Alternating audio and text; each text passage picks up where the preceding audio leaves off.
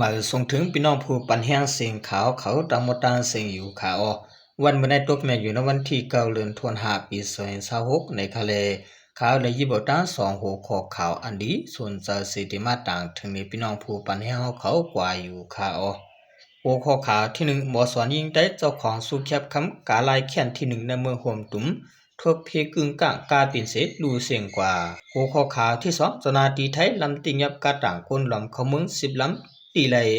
ปาก45ก็ว่าในข่าววันตาสุดในข่าววันกันกว่าทำเตอหัวข้อข่าวที่1เตรียมต่างไว้ว่าหมอสอนยิงได้เจ้าของสุแคบคำกาลายแค้นที่1ในเมืองห่วมตุ้มทั่วเพกึ่งกลางกาปิ่นเสดูเสียงกว่าในจอมกันคาครูสอนยิงได้จือของนางคำจังยิงสีคำแจดเมืองนายอันกัดแขนกาลายแขนลายเลี้ยวและหับสุแคบคำที่1ในเมืองห่วมตุ้มนั้นเมื่อในวันที่8 เดือน26ยามโหคำมือว่าในเลยเปลี่ยนเพกกึ่งกลางกาปิ่นเสดูเสียงกว่าว่าในข่าวคนเมืองนายลาตีจุ่มเงาหางเสียงได้ว่าไล่หูย่อยมันได้ปเลยคู่คาจำหนังก้นหูจักเขาว่าแต่หมอสอนคำจางขี่กาจุมบราฮิตาเสกว่าส่งก้นเปลี่ยนตีหงยาดงเวียงตนตีเมื่อยามปอกมาขึ้นนั้นกาอ่านเขาขี่มานั้นซ้ำและลูกกว่าเสเปลี่ยนเพกกึ่งกลางกาปิ่นกว่าตีในเกตนำจางและเมืองนายหิมวางหายพักโหนำภายเนื้อในในการมีคนเป็ดก็ประตังคนหอกาเมื่อกาปีนั้นหมอสอนเซนออกวันในกาปาเสียมกาญาตูกานั้นขึ้นเตียงเสแทงเลยลู่เสียงกว่ากำเหลียวต่างก็อันมาเจ็บซ้ำมี2ก็ย่ำเหลียวเปืนออกกว่าส่งไว้ตีห้องยาลงเมืองนายว่าในข่าวคนเมืองนายสืบลาแทงว่าหมอสอนคำจังในกัดแขนดิกไลกัดแขนรองต่างกะลายแขนลายแล้วลายมือลายขวานจะในปานกาการนกกิ่งกระก็ห่างลีนามีน้ำใจหักเจอจัดอ่อนหกครึ่งป้องเฮ็ดปล่อยหญิงแง่ฟิงทุงไตห่างครึ่งปังปล่อยก็กัดแขนนาลูกเห็นมันก็หักมันนาป้าเจิมลูกอ่อนก้นหนูเมืองนายผักก็หักเปียงนับย้ำเมื่อในกึ่งการละยินข่าวให้จังไหนเอาคนเมืองนายตื่นเจอมองเจอจอมต่างเสียงขายหมอสอนเอาขาในเอาก้นปากก้นหิกมาเตียนก็อำไลว่าไหนหมอสอนนางคำจังอายุเลย29 ปีเป็นลูกหญิงลุงโซตาเลปานางคำเขาอยู่ปอกปอเมืองเวียงเมืองไหนมานางเย้าคงเฮียนคงมุนเลี้ยงตึงสิแกงสิปามกาไหลหับบ้าจมคูปีอังกฤษที่จันจอมลงตวนตีวายเสียเย้าคงเฮียนเย้าขึ้นมาเฮ็ดหมอสอนที่เมืองไหนเปลี่ยนหมอสอนป้ายปิญญาหากการลงปองจึงย่ำเดียวเปลี่ยนปาตังครูสอนจันกลางวันตีคงเฮียนวันนาลินในเย้ามานางกัดแขนดิกไล่ปามกากัดแขนตั้งกาลายแขนลายแล้วลายขอนลายมือเจียมฉะนั้นแลเมื่อปี2017นี้นั่นลายต่างโตก้นหนุ่มเมืองใต้เสกว่าขี้ขิงลองกาไลฟิงทุ่งเมืองอันทานพ่องหลงผายเรียนเอียนแห้งเมื่อห่มตุ้มจัดเฮ็ดตีเวียงลงในปีโตตีปางขี้ขิงปางนางยิงเขกันกาไลนั่นมานางไหลสู้ที่1และมาสู่แคบคำเสเอากงมูลปันตะซึ่งเมืองใต้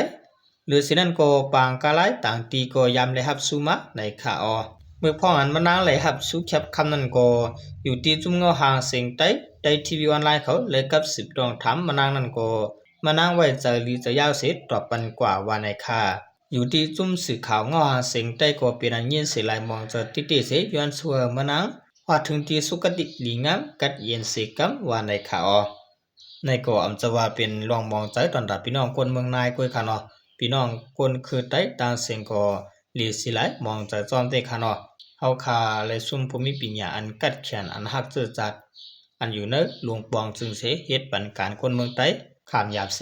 จอยคนเมืองใต้มาค่ะเนาะ10สินยาวเฮาคาวันกันกว่าถ่อมโดยหัวข้อข่าวที่2เตรียมต่างไว้ว่าเจ้าหน้าที่ไทยลำติงยับกาต่างคนลำเข้าเมือง10ลำตีไล่ปาก45ก่อในจอมกันค่ะเมื่อในวันที่8 เดือน26มื้อว่าในยามไหนดิจิตอลพิษณุโลกเมืองไทยปอดกลางนั้นเจ้าหน้าที่ไทยหลายป่าหลายภายโฮมกันเสลำติงยับกาต่างคนล้อมเข้าเมืองอันมาจำกันตากา10ลำตีไล่คนล้อมเข้าเมืองคนเมืองโฮมตุมมานปาก45ก็ว่าในข่าวเจ้าหน้าที่บริหารเปิดตั้งหลวงพิษณุโลกลาตีสีขาวเขาว่าเมื่อคำว่าในย้อนไหลข่าวว่าเตมีลองต่อส่งก้นรวมเข้าเมืองในแหละภูมิปุนพรไหลหมู่ไหลจุ้มโฮมกันเสเปิดกดทัดเหนือเส้นตั้งหลวงหมาย11อันมีในเขตพิษณุโลกแลโอตลาดติดนั่นในย่อถึงมาวันที่8กลางในเจ้ามีการ3ลำอันดีทางเถิมหอกเข้ามาในปืนตีสิเวงพลุมพีลำเมื่อเจ้าก้าไหลหันเจ้าหน้าที่ซ้ำพอเรียนปลายและไหลลำติงยับเสในกา3ลำนั้นที่ไหลก้นรวมเข้าเมือง50ก็ในค่าเมื่อไหลยินว่ากาลำตังนาญาติยับเลการฮอตามาภายหลังเจนั้นก็โกเฮเสวันกันฮอเลียน บางลำก็หอกเขาเนื้อเถินบางลำก็หอกเขาเนื้อตรงนะเจ้าหน้าที่เขาจังกับเสร็จจู้กันเสเวียดล้อมปืนตีเยาเพเปลี่ยนจุ่มเสลำติงยับตังขึ้นกลางนั้น8 โมงครึ่งที่ไรปากปลาย10ก็ถึงมายามไหน10 โมงครึ่งที่ยับไรตังเสียงปาก45ก็เป็นคนหนุ่มอายุในเกณฑ์18 ปีถึง23 ปีแต่หากก็ได้ตึกไปรอดไว้ที่เลยปะตังกา10 ลำในข่าวเมื่อกดทัดตองถามเตยถึงเจอเขานั้นลูกเมืองห่มตุ้มเฮ็ดไว้คำโคเมสายตาคิเล็กโจข้าวเสกเข้ามาโกนหอกระตัง10 ลำนั่นก็เป็นคนเมืองมันเหมือนกันไว้กาเจอเขาหมอลัดความไทยโรงเรียนในไทยโกนหอกานั้นยอมรับว่าได้รับจ้างโตเอาโกนเยก็ละ20,000 บาทได้รับตีเมษาเสมาส่งที่พิษณุโลกลูกที่พิษณุโลกเสดีมีเทียงกาต่างจุ้มมาหับเยากว่าส่งบันติเวียงกรุงเทพและต่างตีในเยาเจ้าหน้าที่เขาก็ติ้งยอมว่าเจอเขาปาก45ก้อนนั้นอีกตั้งกา10 ลำเสส่งไว้ดีโฮงบริหารพร้อมพีลำ70 จอบจ้ำลำจ้ำในนาเปิดจับผู้เกี่ยวข้องต่างเสียงเสเอาต่างผิดกว่าจำหนังปักเบิงไม่มีในข่าวเทเรว่าเขากว่าจำกันนำได้ข่าวนอกควรเปลี่ยนปากป้ายนะคะเลื่อนสุดมาขอบใจนำถึงพี่น้องเขาจนเป็นผู้เตรียมข่าวแล